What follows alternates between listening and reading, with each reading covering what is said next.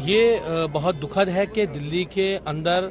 नए साल के दिन, जिस दिन दिल्ली में एक सामान्य प्रोटोकॉल है कि आप किसी भी, दिल्ली पुलिस हमेशा 100-200 मीटर पे बैरिकेड लगाती है, लेकिन आप देखिए इतना दुर्भाग्यपूर्ण है कि दिल्ली में जिस नए साल था उस दिन एक बच्ची को लगभग, मुझे अभी रिपोर्ट मिली है, पहले तो मुझे 12 किलोमीटर का पता था, लेकिन अभी मुझे जो जानकारी मिली है वो 40 किलोमीटर तक दिल्ली की सड़कों पर उस बच्ची को रौंदा गया, उस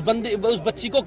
घसीटने का काम किया गया और बच्ची को घसीट कर किस प्रकार से उसकी हत्या 5 लोगों ने करने का काम किया। ये बहुत दुर्भाग्यपूर्ण है, ये बहुत दुखद है। और इससे भी बड़ी दुखद बात यह है कि जब से दिल्ली के अंदर लेफ्टिनेंट गवर्नर विजय सक्सेना जी आए हैं, उनके राज में दिल्ली आज कैपिटल की राजधानी जो है वो क्राइम की कैपिटल बन गई है। आज दिल्ली के अंदर अपराध लगातार बढ़ते जा रहे हैं। मुझे कहते हुए बड़ा दुखद हो रहा है कि आज पूरे भारतीय जनता पार्टी एक जो अपराधी है, इसमें जो मुख्य आरोपी है मनोज मित्तल को बचाने के लिए पूरी भारतीय जनता पार्टी आज खड़ी हुई है। और भारतीय जनता पार्टी का चाल चली चेहरा यह है कि वो गुंडे, मवाली और बलात्कारियों की पार्टी है। जब हाथरस के अंदर एक बेटी के साथ बलात्कार होता है तो भारतीय जनता पार्टी का सांसद अपराधियों के साथ खड़ा होने का काम करता है। कठुआ के अंदर जब बच्चे के बलात्कार होता है तो भाजपा के नेता उसके समर्थन में जो अपराधी था रैली निकालने का काम करते हैं। और आज वही काम भारतीय जनता पार्टी का जो ये नेता है मनोज मित्तल, इसको बचाने के लिए पूरी भारतीय जनता पार्टी ने पुलिस पे दबाव बनाया हुआ है। और मुझे कहते हुए ये दुख हो रहा है कि आज दिल्ली पुलिस वालों की बेटियां होंगी,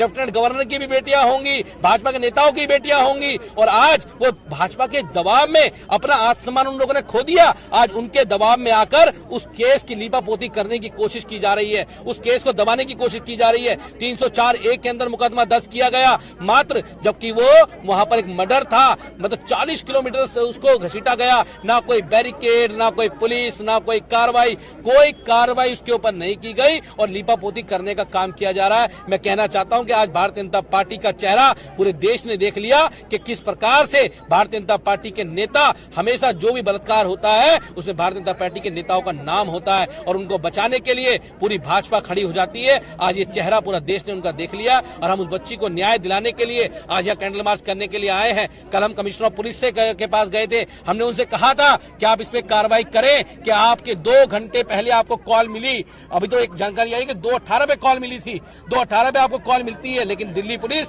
हाथ पे हाथ रख के बैठी रहती है और वो कब बाहर निकलती है, जब उस बच्ची की लाश रोड पे पड़ी होती है। अगर उन्होंने पहले इसमें कार्रवाई की होती तो शायद वो बच्ची बच सकती थी, लेकिन उसके बाद जो दिल्ली पुलिस का जो रवैया रहा है, एक भाजपा के अपराधी जो था उसको बचाने के लिए, भारतीय जनता पार्टी के नेता को बचाने के लिए आज दिल्ली पुलिस जिस तरह काम कर रही है उस पर सवाल खड़े हुए हैं। और मैं तो कहता हूं कि जिस लेफ्टिनेंट गवर्नर को दिल्ली की ABCD के बारे में नहीं पता, दिल्ली की भौगोलिक स्थिति के बारे में नहीं पता, जिसको ये नहीं पता कंझावला कहां पर है, जिसको ये नहीं पता रोहिणी कहां पर है, जिसको ये नहीं पता कि आज पांडव नगर के अंदर जिस एक लड़की को खींचने का काम किया गया गाड़ी के अंदर, वो पांडव नगर कहां पर है, ऐसे लेफ्टिनेंट गवर्नर को दिल्ली के अंदर सत्ता बैठने का कोई अधिकार नहीं है। ये डिपार्टमेंट सीधे तौर पर लेफ्टिनेंट गवर्नर के अंडर में आता है और लेफ्टिनेंट गवर्नर ने कोई काम दिल्ली पुलिस के ऊपर नहीं किया और उनका कोई ध्यान इस डिपार्टमेंट के ऊपर नहीं है। और आज पूरी रूप से मैं कह सकता हूं कि लेफ्टिनेंट गवर्नर ने दिल्ली की कानून व्यवस्था को खराब करने का काम किया है पूर्ण रूप से। और मैं कहता हूं कि अगर हमारी बेटियां सुरक्षित दिल्ली में नहीं है,